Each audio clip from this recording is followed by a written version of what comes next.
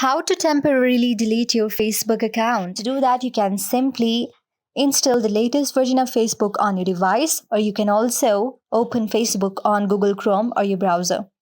I opened it on my Google Chrome, and on the top right side you will see three vertical lines. Both in app or in your Chrome is the same thing. Just follow the steps that I'm saying right here. Tap on settings and tap on see more in account center, and just scroll down and tap on personal details, and then tap on account ownership, tap on deactivation or deletion, tap on your Facebook profile.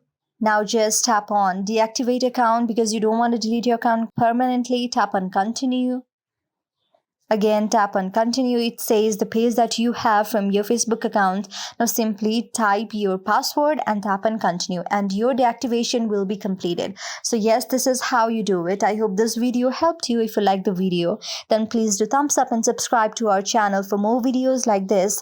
If you have any suggestion or comment, then you can comment on the below comment section. That's all for today. See you on the next video. Thank you.